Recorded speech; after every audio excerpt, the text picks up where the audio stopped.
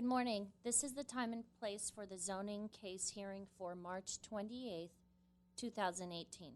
My name is Milka Toledo, and I will be conducting the hearing as hearing officer.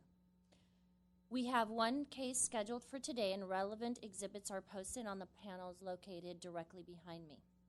Speaker card. If you wish to speak, please write your name and address on one of the speaker forms which have been provided by the front door and submitted to our planning assistant. I would also like to inform everyone that the official proceedings of the planning hearing officer hearings are recorded as part of public record. Public notice. Notification of this hearing was accomplished by the use of public notices which were mailed to property owners and tenants located within 500 feet of the subject property, physically posted on the site in question, and placed in the local newspaper. The hearing will proceed as follows. I will read a description of the applicant or the application request. The case planner will make a brief overview of the case, give analysis, and make a recommendation. The applicant will be asked to come forward stating both name and address and will be asked to present the case within a 15-minute time limit. Others in support or in opposition to the application and interested parties will be asked to come forward to speak, again clearly stating both name and address within a 3-minute time limit. Lastly, the applicant will be given the opportunity to make closing comments, if desired, in response to testimonies given by preceding speakers within a 5-minute time limit. The hearing will be closed and the case will be taken under submission or decision may be made. Today we have a parking reduction permit, case number PPRP 1725038. The applicant is Randolph Detmer, and Dennis Joe is the case planner for this case. The property location is at 430 North Glendale Avenue, Autumn Hills Healthcare Center, and the request is for an application for a parking reduction to allow the reduction of one parking space to accommodate the construction of an emergency electrical generator and the associated 8-foot tall block wall enclosure to be located within the existing 20 parking space surface parking lot located in the C2 Community Commercial Zone. Applications for a parking reduction permit shall meet the procedures and criteria set forth in Section 30.32070-A and Table 30.32B with qualifying project features. A discussion of the findings are included in the staff report. If the evidence presented in the application and in the hearing meets the required findings, then the hearing officer can either approve or impose conditions for approval on the case in question. If the findings of fact are not evident, then the request will be denied. The case planner will make a brief overview of the case, give analysis, and make a recommendation. And at this time, I would like to have the case planner, Dennis Joe, go over the staff report and also comments from other city divisions. Thank you, Ms. Toledo. Once again, this project's located at 430 North Glendale Avenue. The project proposal is a reduction for one parking space. It's to accommodate an emergency electric generator with an associated 8-foot tall block wall. The sequence determination for this project is Class 1 existing facilities. Just to give you a brief overview of the site and its characteristics, it's in the Commercial Community Services General Plan. It's Zone C2, which is Community Commercial Zone. It's located on Glendale Avenue, mid-block between Doran and Lexington. The lot is approximately 42,000 square feet. It's developed with a one-story, 99-bed, approximately 25,000 square foot residential congregate living facility with medical services, which the facility was built in 1963. Surrounding the property are C2, which are commercial zone properties, and also a R1650 with a parking overlay, which is a medium high-density residential zone. And to the south, in a C2 and R1650 zone property, and to the east, it's in another R1650, and to the west is C2 as well. Just to quickly go into staff analysis on this project, just to briefly go over what the request is, the enclosure and the generator will occupy a space about approximately 14 feet by 18 feet 6 inches, which is a area of 259 square feet. Once again, it will occupy one single parking space and portions of an existing trash enclosure. To the north, about 200 feet, there is at Glendale Avenue and Doran.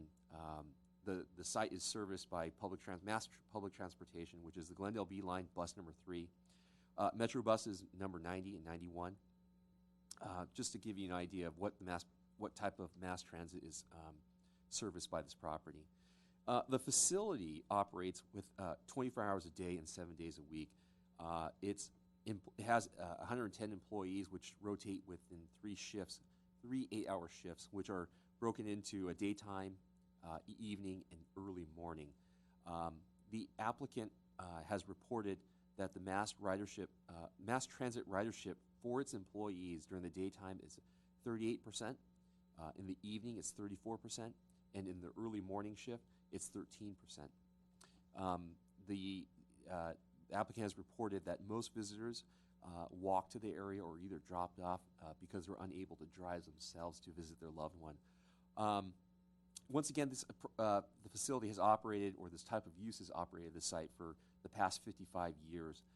And based upon the parking counts for a typical week and weekend, in summary of this parking count, the peak utilization of the parking lot, which occurs during the noon and afternoon hours, the maximum are used are 18 of the 20 spaces available on the site.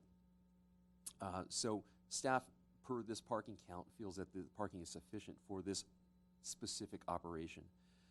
Comments received by the other departments, police department, traffic division, neighborhood services expressed no concern. The public works department did comment that the property is located in a street parking, which is a high demand street parking area, and they just commented and expressed that a reduction of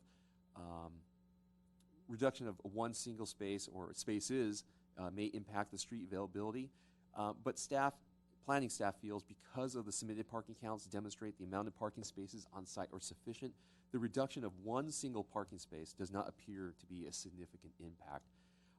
Last, just to state that this electrical generator that the applicant is proposing is to adhere to California Building Code, which is the electrical code, and is to provide the facility with an independent source of power in the event of a power interruption.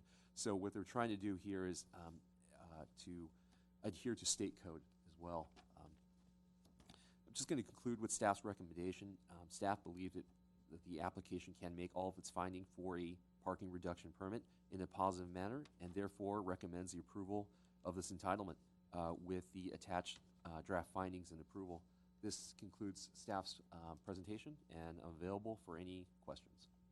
I don't have any questions at this time. I'd like to have the only card that has been filled out, Randy Detmer. Would you like to come forward, state your name and address, and give me a little background on this project and its operations? Good morning. My name's Randy Detmer. I live at 663 Hill Street in San Luis Obispo, California. And I'm representing Mariner Healthcare, who are the operators of this facility. It's relatively straightforward application and situation. And I want to compliment Dennis on a very comprehensive staff report. He and I have worked together on this for quite some time, even though it's a relatively simple request. There have been a number of issues that we've had to address and to make sure that we crossed all the T's and dotted all the I's. So basically, here's the situation. This is a skilled nursing facility. It's licensed by the state of California as a skilled nursing facility. It's required by the California Building Code to provide emergency power in the case of power outage. The site is very tight. The setbacks are 5 feet on the sides and in the rear. And the only place really that we have to locate a generator as required by the state is in the parking lot.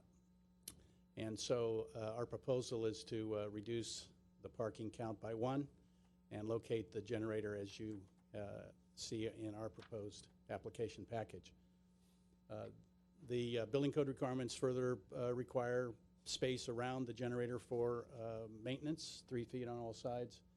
And we're proposing a 8-foot split-face concrete block wall, similar to some of the construction that's existing in the building, to screen the generator and to mitigate noise. So that's pretty much what we're asking for your permission to accomplish for this project in this facility. And with that, I'm available for questions.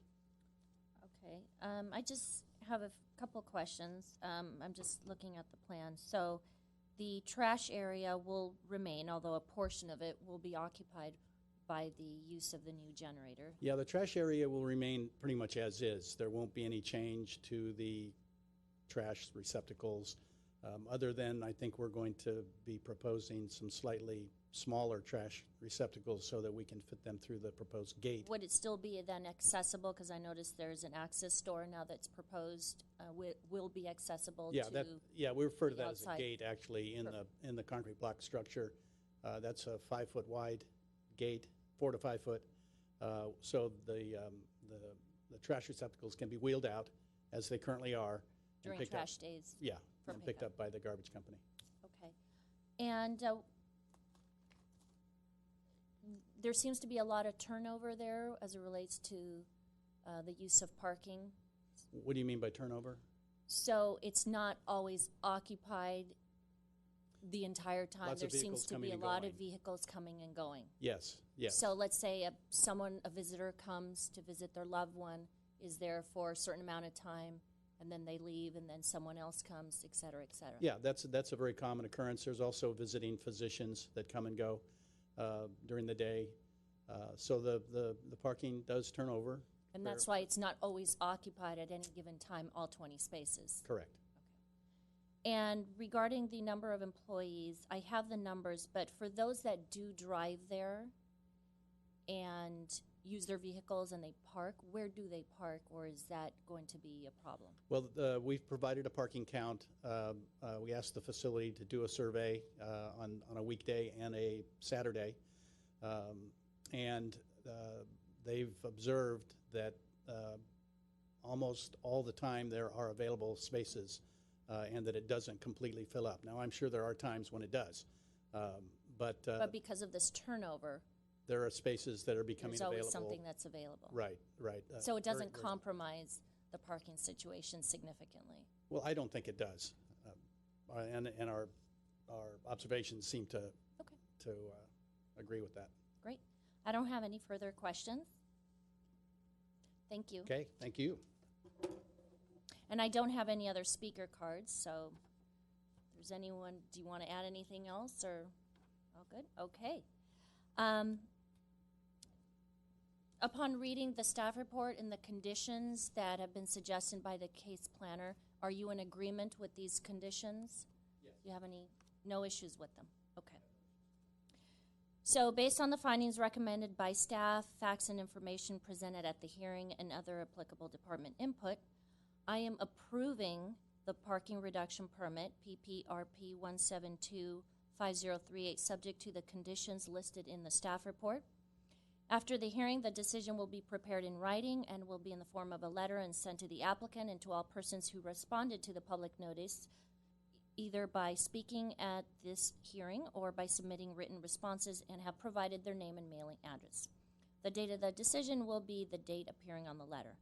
Appeals. Under the appeal provisions of Title 30, Chapter 30.62 of the Glendale Municipal Code, the decision may be appealed to the Planning Commission within 15 days of the decision.